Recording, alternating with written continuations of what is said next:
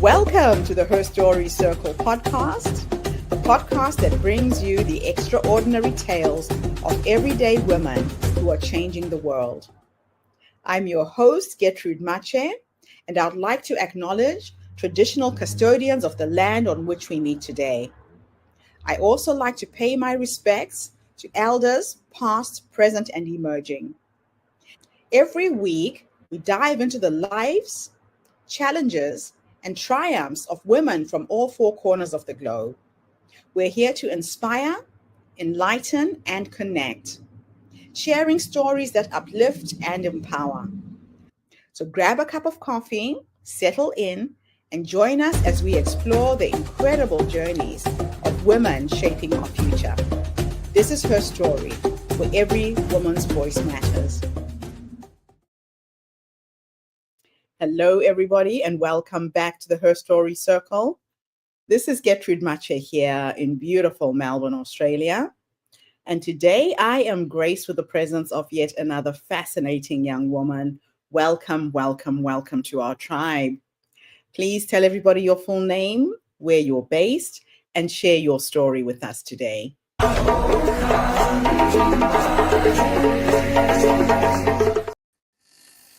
Well, hello, everyone in their respective places. My name is Dr. Shadaria Allison, and I am in the Piedmont Triad region here in the Americas.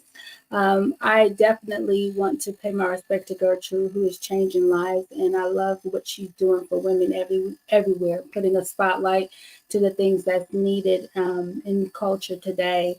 So again, my name is Dr. Shadaria Allison, and I know that's got quite a few bit of syllables. So if you can't remember that, just remember Allison, and we'll get ready to go. I am a #1 international best-selling author. I've had the privilege and the honor of publishing over 23 books, and 12 of them top sellers. I'm also the CEO and founder of both Married to the Mission and a creative consulting firm by the name of American Unicorn LLC.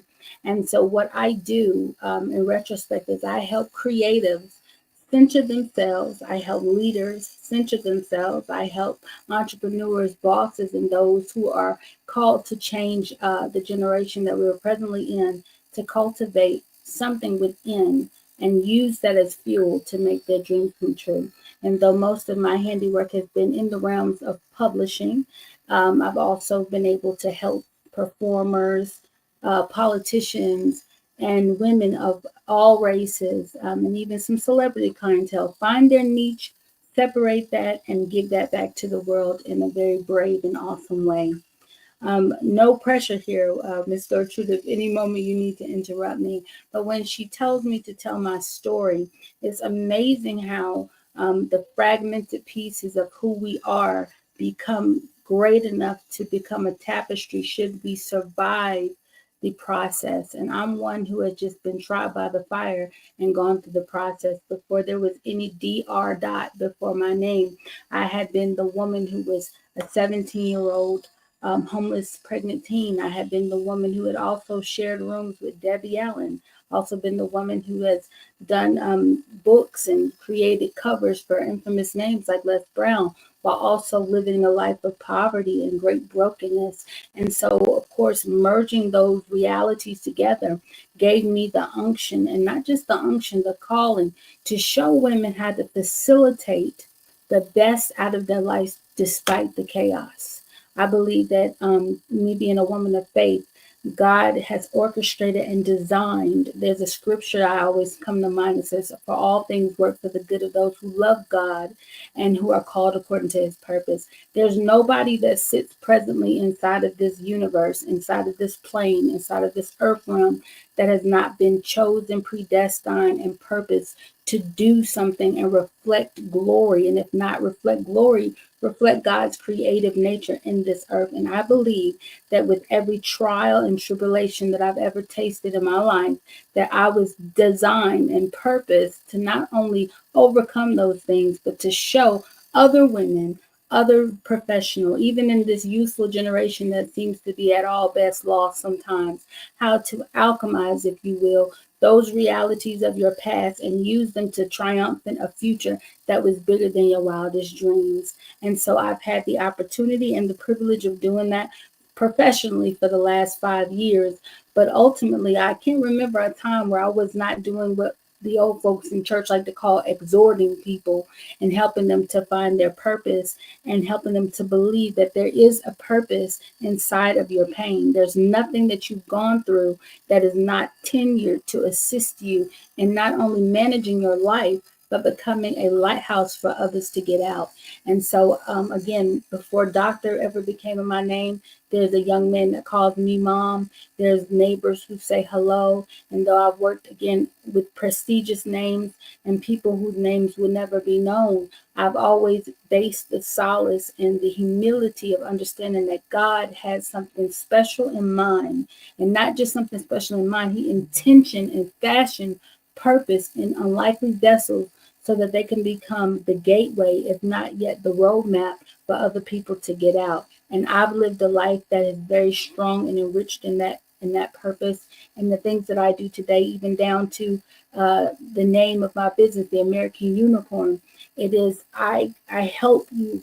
If that's you, I help you create from the very thing that you think is a deficit, from the very thing that you think that's going to take you out, from the very thing that you feel like was a cripple or a handicap. And I promise you, I can show you within the shadows of all of that despair, within the regret, within the trauma, within the failures, personal or on stage, private or public, how to capitalize, not just monetarily, but also in purpose, how to capitalize on those things and turn them into something that you'll never regret. It's one of the things that has changed and transported me from the victim mindset into achieving greatness despite anything in this world, making sure that I'm first able to define myself and then look at the storm as a probable cause for what is coming next and what is going to be a lighthouse for other people. So if nothing else, while we're at 7 minutes, look, I hate talking about myself too much. And nothing else, you can look at me as the biggest cheerleader you're ever going to find. And I like to help and equip somebody through my story and through my profession and empower them to accomplish despite whatever odds seem to have been stacked against you. I spoke to the wonderful and the prestigious Gertrude yesterday, and we talked, and she's such a great teacher, such a great proponent of wisdom. And I told her, I said, to me, inside of the problem is always the solution. There's nothing that has been created, even bad things, that do not have sitting right beside adjacent the solution to that problem. That's just the type of God that we serve. That's just the type of world we live in. So if you have all stacked odds against you, congratulations, because you're probably going to be the biggest resolve, solution maker, world changer, problem defeater, and the one in your family and in your culture to change the world. So without that being too much said, again, I'm Shadaria, a creative consultant, a talent, and somebody that wants to see people do well in this life using what went wrong. Wow. Thank you so much for sharing your incredible story with us today. It's always fascinates me when I meet women who have gone through the fire, come out on the other side, and they're saying to others, it doesn't have to be hard, I'll show you how. Now, your journey from a teen mom and homelessness to an international best-selling author multiple times is extraordinary. What kept you going through your darkest moments? I'm going to say something that's a little unconventional. We live in America, and Christianity is a big thing. So everybody said, well, God did it. Of course he did, right? But I'm going to say I had an unyielding interest in what made Christ keep going despite being one of the most persecuted individuals in the world. And I developed an intimate relationship with the knowledge of his lifestyle and his purpose. And literally that propelled me, that inspired me and intrigued me, the possibility of healing outside of this physical realm to accomplish that which seems to be impossible. Now, I'm a mom and I love my son, okay? I have a 21-year-old son that I love dearly, but I cannot say that he was the only thing. It was my faith in watching a perfect human being meet imperfect people, and that turn into not only an achievement for him, not only a cross for him, but literally a roadmap for humanity. And I said, if he could do it, I may not be able to climb up on a cross, but I can make it through not being able to afford to get gas. I can make it through sleeping on the linoleum floor. I can make it through beating allegations and um, abuse and different things, because he's the light of the world and he showed me an example. So I tell people all the time, I don't have beef with people who have different types of faith. The faith that spoke to me is the one that kept my heartbeat going. I respect people's faith, but for me, it was Christ. His story, his tenacity. I said, if that man can do it and he was perfect, then I can do it imperfectly. And my relationship with that realization really, really harnessed audacity in me, boldness in me to keep going.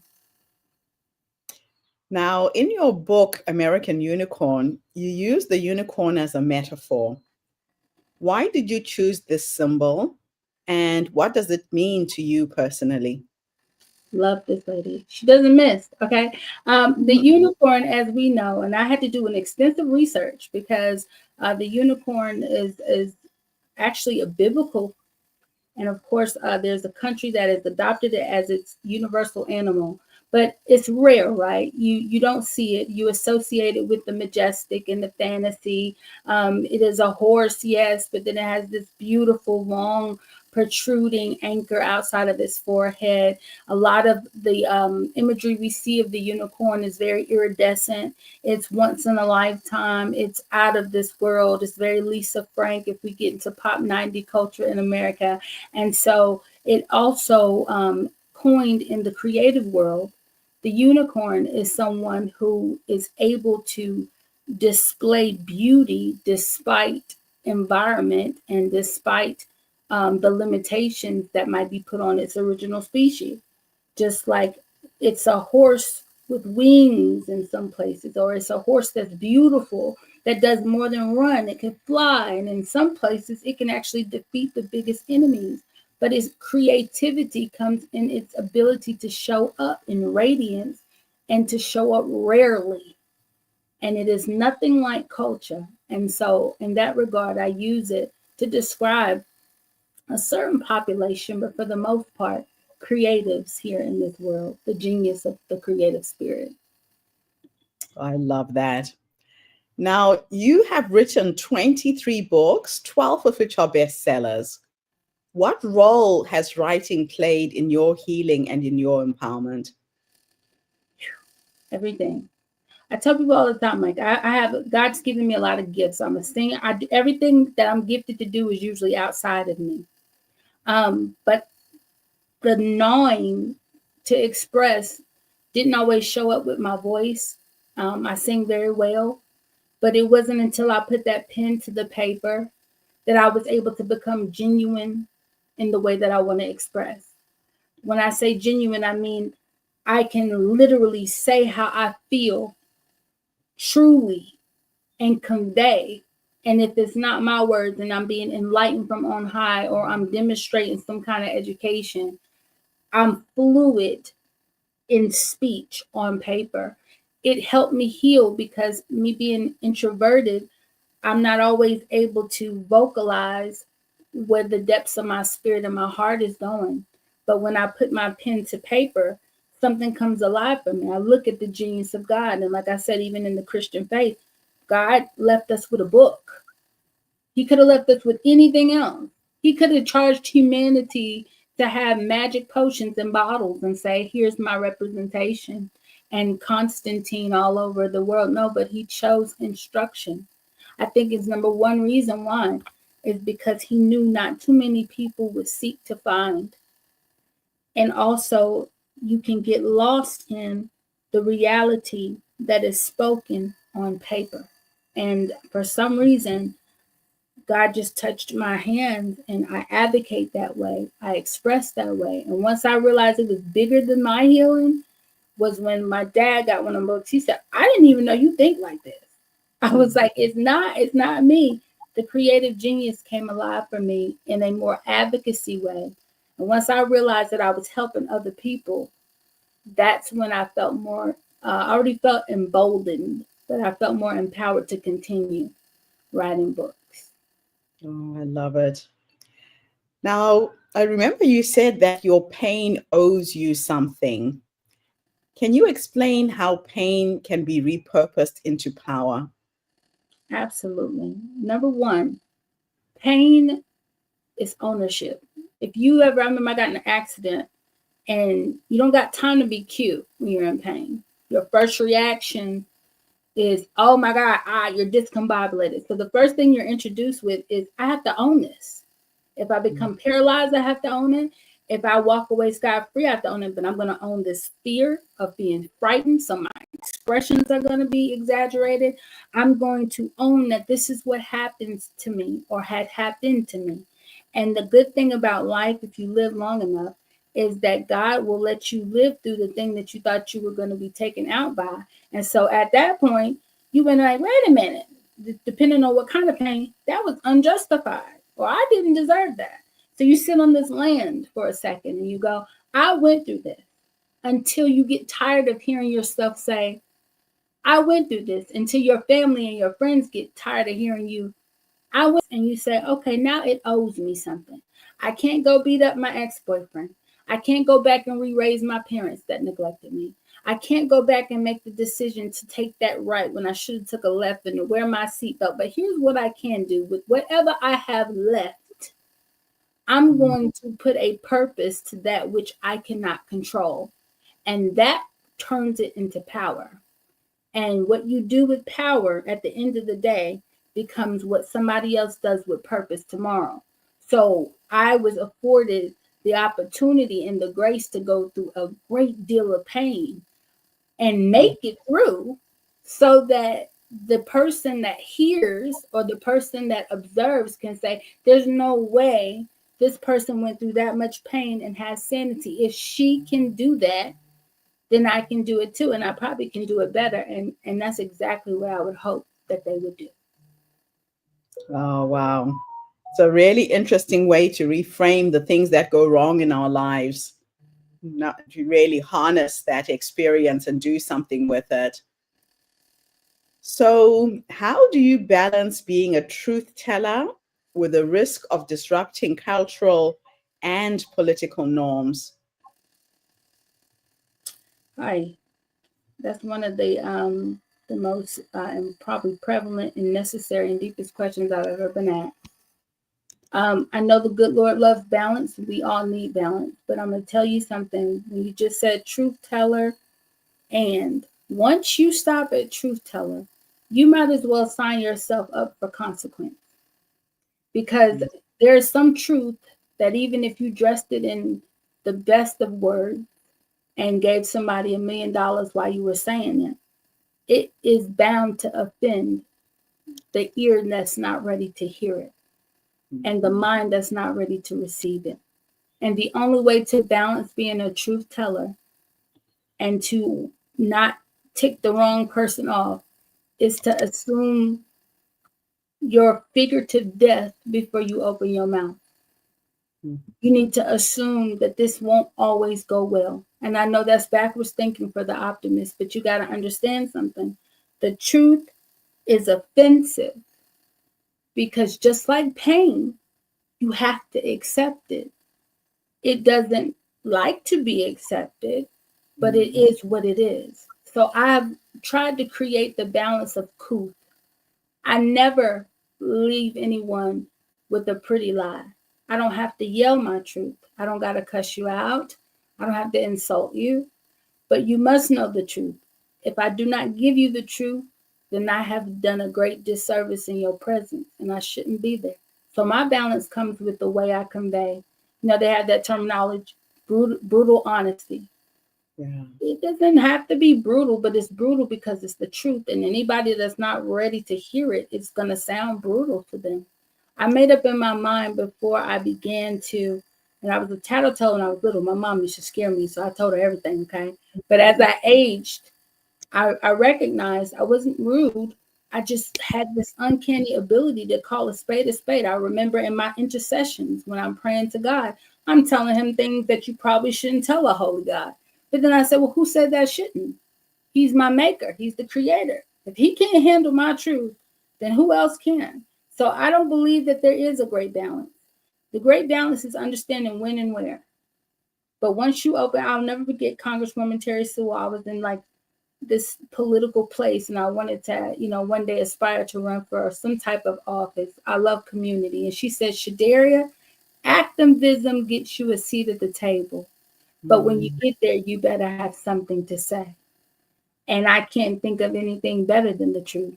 I may not yell, I may not be boisterous or boastful, but the truth will set you free, tick some people off. But at the end of the day, it's the best medicine. It is the balance. yeah, The truth itself is balance because it's like, what are you going to do with what's real? Now you're forced to decide, am I going to live with them? I hadn't rehashed the Matrix movie, but the lady said, you already knew what you were going to do before you get here. Now you have the truth. So which truth or reality are you going to choose? So it's a choice. I love telling the truth. It hurts, but that's the reason why I'm here. So my balance is to be or not to be. But if it's got to be the truth, it's going to get told, and I have to do it. Wow, that is so powerful. So, what was the pivotal moment when you realized that your story could become a blueprint for others?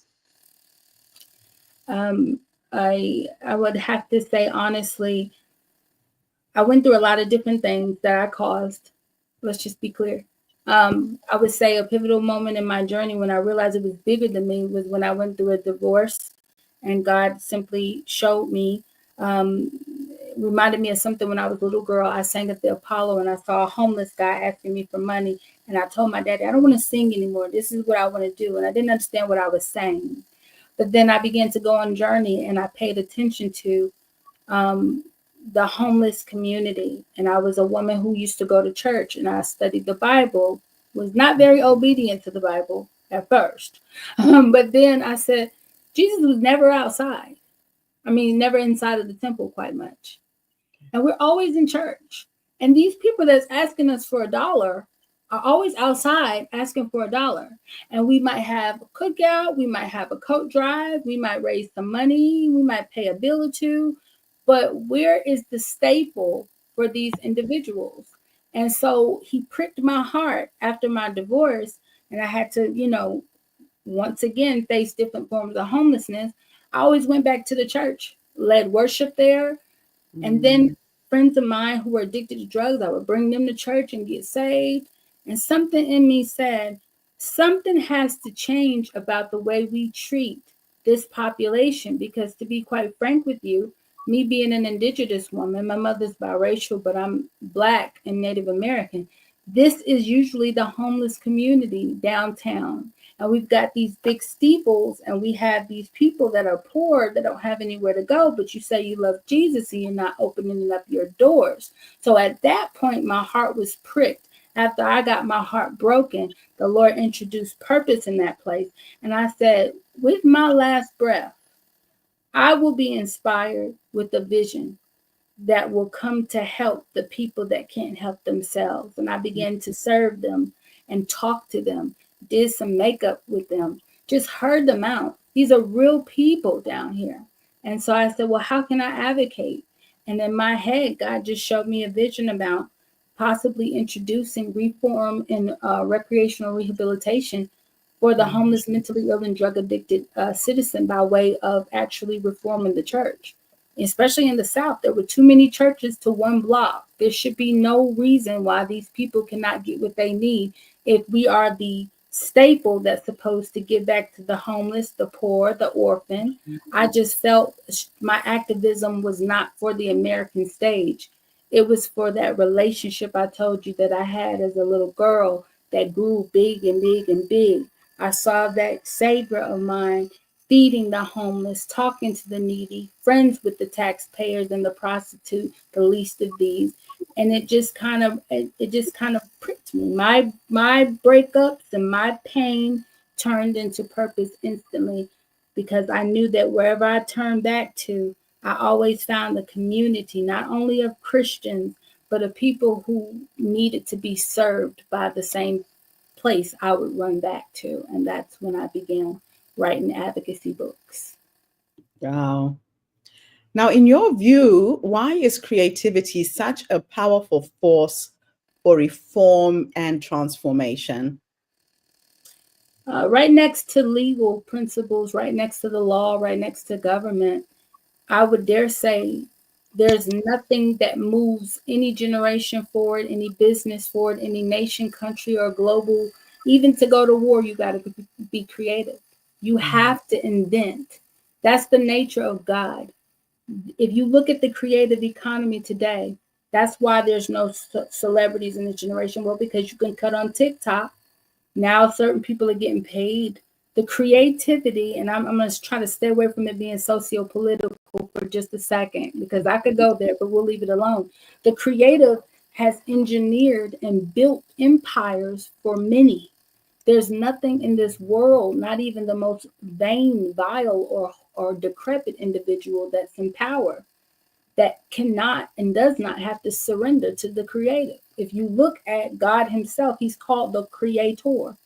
So I feel like creators have been justly unserviced. I feel like creators have been disgustingly left out, pressed down. If you look at our economy and you look at the way that we make money here and keep up money, especially, like I said, I'm trying to get away from the sociopolitics, but we just have to call a spade a spade. The inventors of the Americas, the people that created things, they were disadvantaged. There was not enough economy. And without them, everything dies, because the mind that creates literally facilitates the plan and the hand of God. There's nothing that you can do. Look at the way that you have your beautiful show and the colors that you've created and the people that it came from an implantation in your mind to creativity, to create this way. Let me write in this fashion. Let me dress this way. There's nothing in this earth that has not been touched by the creative mind. And I feel like for far too long, people have, I'm trying to use a better tenure, better vocabulary, all but force themselves to rob that gift from people who actually have built empires and lands and nations with hand in mind, simply by being creative. And they don't get the credit or the money. And it's coming a time now where one thing I like about this generation is that they're fearless, man. So they're going to say something about it, and it may not be the right thing to say. But yeah, it's a wake up call. This world is nothing without a creator. And I would say that on any stage. Oh, wow. Now, many women struggle with feeling too different to succeed. What would you say to them? They're right. At the end of the day, eccentricity is necessary, but nobody likes it when it comes down to just black and white success stories. You can Yeah. be thick, but not too fat. You can be black, but not too black. You can be white, but not too not relatable. You can be Chinese, but not too Chinese. And women especially, we have this, we're impregnated with insecurity, because though we bring so much value in the world, we're forced to be reduced by age, by color, by how promiscuous we want to or want not to be. And the more eccentric you are, the less cookie cutter you are, the more that the powers that be have really made it clear in times past, and they're surrendering their way, just because, like I said, this is a tenacious and bold generation. But in times past, to be different meant to be something bad. You were punished for it, killed for it, ostracized, silenced. And even now, if you're not popular, if you're not marketable, I'm a woman who loves Christ, but I believe that the church is underserving the American community. Do you think they like me at all? No, they probably, I done been every rich and everything else. When I really just simply read the text and saw that this man only visited the temple twice and everybody outside. So when you dare to be different, That's the God gene. And that's the part of you that's most like him. And it's quintessential. But in this world, women will always, until there is a proper understanding of who we are and what we are supposed to do in the earth realm, will be challenged anytime she dares to be different. My resolve is to do it anyway. I did not come here to be liked. I came here to be experienced and it on a good day understood. But I didn't come to be liked. And I think women have to embrace that. And it was hard for me too, because I'm very empathic and I want people to like me because I mean them some good. But that goes back to that previous question. If I gotta lose you for the truth, I will.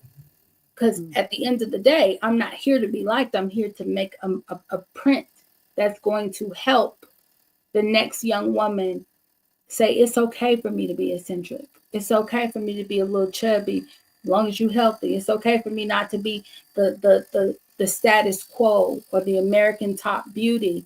I came here to set the world on fire and do something great that's going to inspire the next generation. And you have to prepare for that to look strange to people who just want to go along and get along. And it'll come with a fight. I've been persecuted for my ways of being and ways of thinking.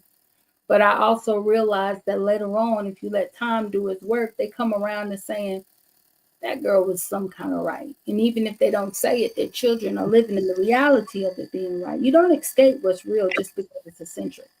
So I would tell them, expect that. They're going to talk about you. They're going to label you. But good thing for you, I'm not going to say you're not going to care because that's not very ladylike. We care. We cry. But you got to put your big girl panties on and understand that you came to do something like the great creator himself, to bring life, to aid life, and to channel creativity through whatever vocation of ability he's given you. You sound very, very focused. You know exactly where you're going, why you're here, what you're here to do, which is absolutely beautiful. Now, your book has been described as a manifesto and not just a story. What movement do you hope the American Unicorn will spark? Love this lady. I love you. Number one, um, whew, let's start with this. That creatives get what's due to them. Creatives need more than a stage. They need fair government. They need fair economy, and they need autonomy. So in my book, I advocate for the education of patents and copyrights. And as this TikTok and Instagram social media generation grows, that the importance of putting that inside of some sort of educational system and structure and business structure is made. So I advocate for the creative. I also advocate for Christ in government, and I'm emboldened to do so because for how long are you going to say you're a Christian nation and yet you perpetrate some of the most heinous of crimes and the most facets of segregation within our inner communities, including erecting $1 million churches in impoverished communities where homeless people sleep on your stairs? And so it takes somebody with creative, innovative ideas that says, hey, I used to go to church poor and broke. Here's what we can do. If you gut out this church, reform it, you can open it up and you can save. DC has 6,000 at the time when our president noticed. If you reform, about 600 churches are in the DC area so that they can talk to healthcare facilities, governmental bodies, and faith-based communities. You just gave people jobs, you just gave people benefits, and you just fixed your homeless and addiction and mental illness problem in one swipe. But you got to talk to a creative to do that. So I hope to see Christ in government, or quit using him in your nation as a flag. I don't like that. Don't push religion where you really want dictatorship. Do not give creatives the illusion that you're going to pay them when you censorship their views and you rack up their money. And every time you feel like we're getting too close to the truth, you shut platforms down and shut opportunities down. It's almost like going back to the time where they weaved into our government the 13th Amendment that landed our black men back in prison. You're not slick. So my book, though, is very cute. There's nothing cute about it. I want you to help the people. I want you to help our children. I want mental health programs, counseling. Since 2020, this world has gone through about 3 or 4 lifetimes, and nobody checks on kids. So you talk about school shooters that are now coming and perpetuating violence. But did you see if that brother or that sister was okay? They've been able to live their wildest dreams behind doors for a year straight without vitamin D. Then some of these kids who didn't have parents at home had teachers there taking care of them at school, but you rather pay Taylor Swift $1.2 million, and this teacher can't get $105,000 a year for teaching or raising little Taylor Swift before they hit the main stage. So my book deals severely with what's wrong and what's in error with the creative, as well as the oppressed creative. And yes, that does mean the Black and the colored individual in this state, in this country, as well as the fake promises of becoming famous, going into your educational structure, spending $50,000 to $120,000 a year for formal education, only to be getting a job paying $25 an hour because there's no room at the top, because you've already put a little open 1% door where the creatives can be talented enough, but they just can't get in unless they're willing to do something that God knows we can't speak on in public. So my book is bold. My dad told me, please stay alive. I said, Daddy, well, I'm not as famous yet. If I ever become famous, then you come back and tell me that. But either way, I've already made up in my mind. That's what I was called to do. I'm wow. that truth. That's what that book is about. So my last question for you is, what legacy do you hope your son and the next generation will inherit from your work? Audacity. Don't you dare let somebody tell you that that's just the way it is and you be content to stay that way. I remember being 322 pounds and the doctor told me I wouldn't make it to see my son graduate high school. And I've been big all my life, so I never thought I could lose 100 pounds. And by whatever circumstance, God gave me the ability to do so. He proved me wrong by saying, you do not have to say that's just the way it is. Just because your mama's did doesn't mean you have to. And if you see something, say something. This is bigger than street clout. This is bigger than who's going to get the credit. These are engineered structures in society that have been responsible for holding decades and hundreds of years of trauma that has been passed down through bloodline. It's going to cost you more to ignore it, young man and young woman, and those in the future generation, than it would for you to get some audaciousness about yourself and confront the powers that be in a way that is credible and in a way that is influential, intelligent, and without much of a fight. Like Congresswoman Sewell told me, she said, activism gets you a seat at the table, but when you get there, you better have something to say. So I say to them, hopefully my legacy is that girl that seemed a little eccentric, that might have been a little neurodivergent. She wasn't just around here trying to have on big lashes and be talented and be the life of the party. She was literally engineering resolve from what she'd been through to message to those who may read it years from now or either tomorrow to help tomorrow.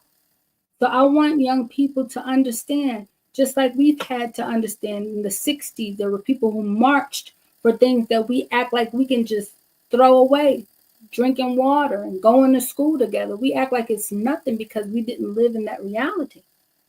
So I want people to understand you don't have to look back to say, oh, that hurt. No, you look back to say, never in any generation did somebody just sit on the sidelines and say, that's okay. No, you put something in place and you do it in a way that's effective and with everything you have in you. And then your work is done here. Wow. Thank you so much for coming online and sharing your incredible story with us today. It's been such an honor to share you with our community. Good luck with the book as you go out there sharing and spreading your message, empowering and creating more unicorns, I hope. People who see that they're different become part of your movement so you can spread this message and scale. It's been an absolute honor meeting you. Likewise. Thank you for having me. You're a blessing, and thank you for the questions. They challenge me. Thank you for having me, and thank you for what you do for everyone. You're a blessing. Thank you. It's an absolute honor. And thank you to everybody who tuned in today. The Her Story Circle is not just a podcast. We're a social impact movement that brings you the stories and voices of women from all over the world. We share these stories to empower you, to energize you, to help you get from where you are now to where you're trying to go. So if you know that you are a little bit different, you have a message to share, you need support, you need a community, here is a community that is being birthed. Get hold of Dr. Allison, find out where she is. She's all over social media, on Instagram, her website. Learn from somebody who's gone and done it. Make the journey easier for you. I'll be back again tomorrow, everybody, with yet another amazing guest. In the meantime, have a fantastic day, morning, or evening, wherever you are in the world, and bye for now. Dr. Allison, don't go away. Thank you. Thank you for tuning into the Her Story Circle podcast. I hope today's story has inspired you to believe in the power of our stories and the difference you can make in the world when you use your voice. I'm Gertrude Mache, and it's been an honor to share this space with you, where voices from all walks of life come together to weave a rich tapestry of diverse perspectives. Don't forget to subscribe, rate, and review our podcast to help us share these stories with more listeners. Follow us on social media by looking for the Her Story Circle podcast for more updates. And join us tomorrow for another episode filled with courage, resilience, and empowerment. Remember, your story matters, and together we're building a stronger, more inclusive world. Until next time, keep making her story.